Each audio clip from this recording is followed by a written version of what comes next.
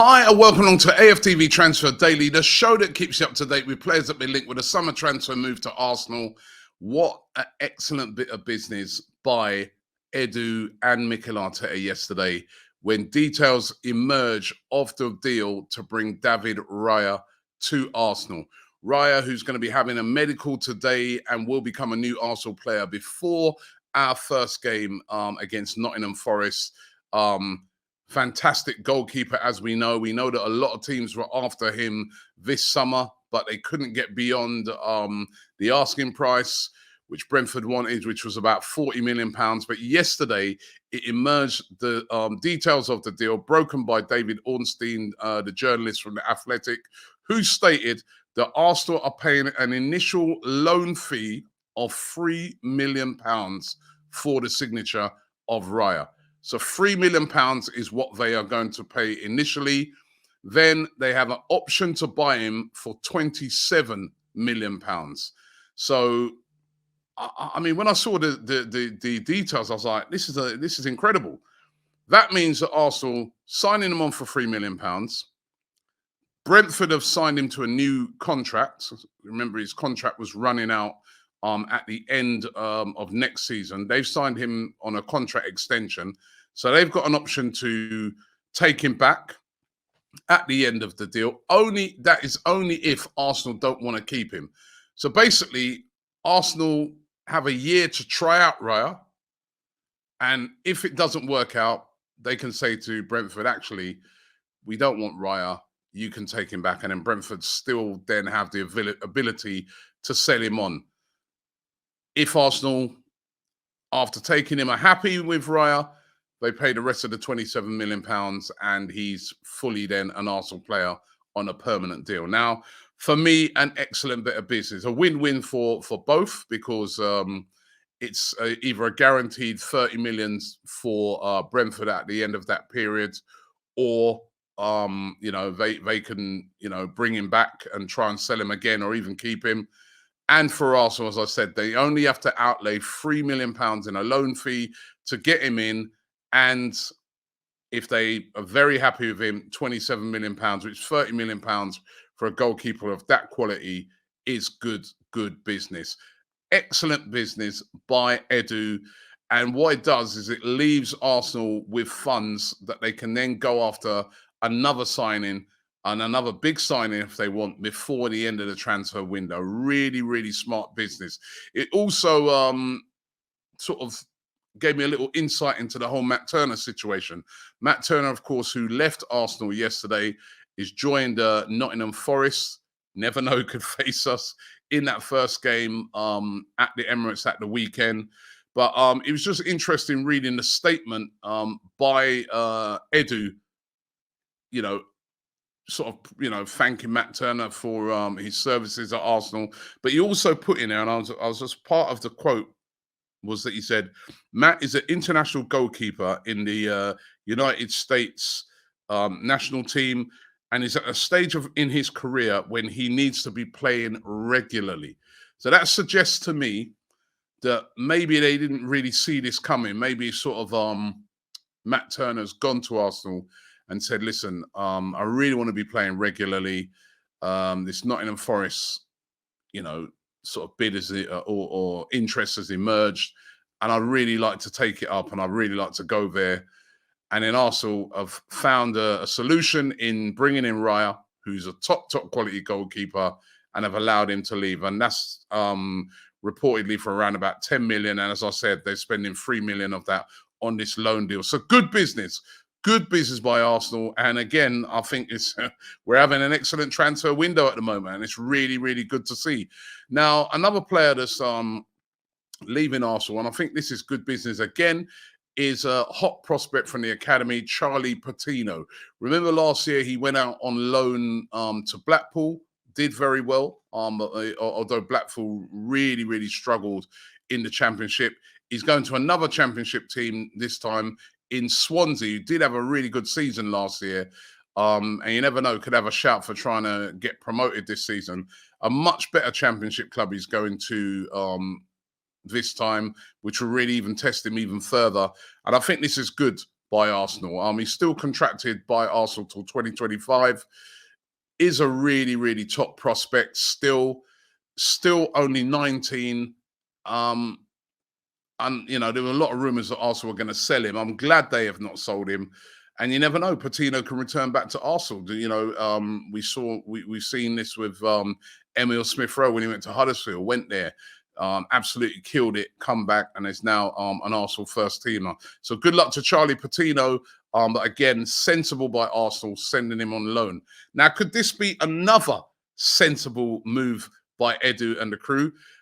This rumor that's emerged today regarding Nicolo Barella. Now, Barella is a really, really top midfield player. He can play central midfield. He can play defensive midfield. He's a really top quality player.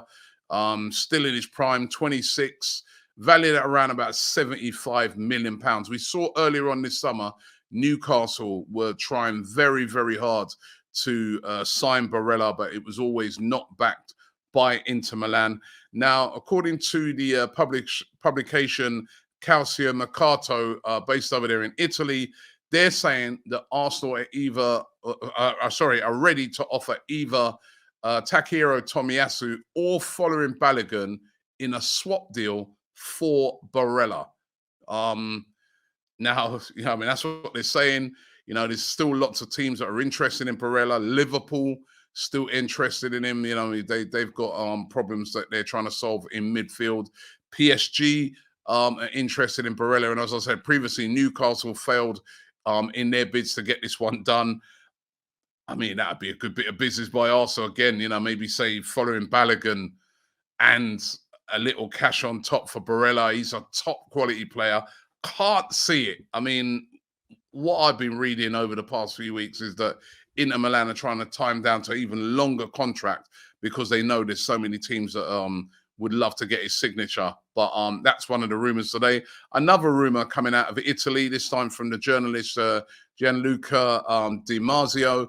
He claims that Juventus are still interested in trying to sign Thomas Partey, and that once they've sold Denis Zakaria, who was on loan last year at Chelsea, to Monaco, that they're going to try and have another chance at signing him, that they've had previous talks. As Mikel Arteta has previously stated, he's not for sale. They don't want to sell him. Not too sure if, Juventus will have the funds to get this one done, even though they will be selling Zakaria. But let's keep an eye on that one. But certainly, it does look like Thomas Partey will be staying at Arsenal unless a ridiculous bid came in for him. And then you've got to replace him. Look at the struggles at the moment Liverpool are having to replace their defensive midfield situation. Now that Henderson and Fabinho has gone, they're trying to get Lavia. Now Chelsea yesterday, I see, came in for Lavia with a bigger bid than Liverpool. Defensive midfielders right now are at premium. So Arsenal desperate to keep hold of Thomas Partey. The following Balogun situation, it's starting to become a bit of a bidding war with lots of teams getting involved in this. RMC Sport over there in France claiming that Monaco are set to come back with another bid for Balogun. They bid £30 million and that was rejected. They're desperately looking for a striker and they're set to come in with another bid. We know now that West Ham are interested in Balogun. They've sold Scamacca. He's left to join Atalanta and they're looking for a striker. Big movements for West Ham yesterday as they, they're bringing in Ward-Prowse and Harry Maguire, but they still got to get a striker in and they're interested in Balogun. And of course, we know all about Inter Milan's interest, although Inter Milan struggling to come up with a fee. So who knows where Balogun's going to end up? I mean, he was in the official, still in the official Arsenal picture that was taken.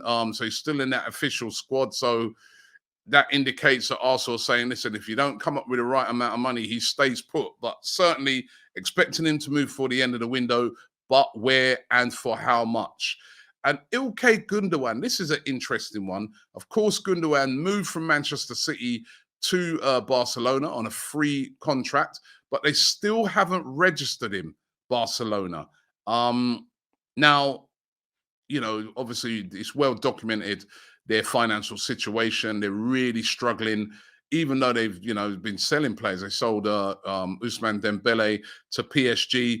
But Forbes claim today that there's a clause in Gundogan's contract that says if he's not registered in time for their first game, which is on Sunday against Getafe Barcelona, he has a clause in his contract where he could leave. He could decide to leave. Now, Arsenal is said to be one of the teams that are closely monitoring this situation. I mean, anyone who could get Gundogan in for a free, But Arsenal are said to be monitoring the situation. I'm sure there'll be a lot of Saudi clubs monitoring that situation as well.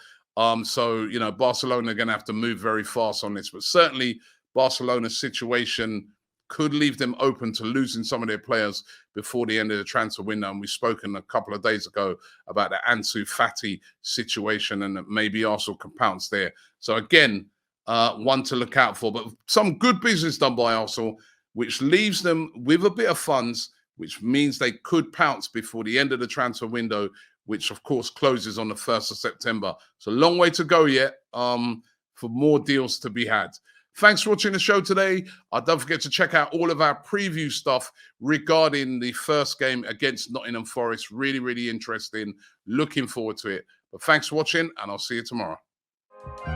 Shop for AFTV merch at shop.aftv.co.uk. Subscribe to us on YouTube. Follow us on Instagram, Facebook, Twitter, TikTok, Snapchat, and Twitch.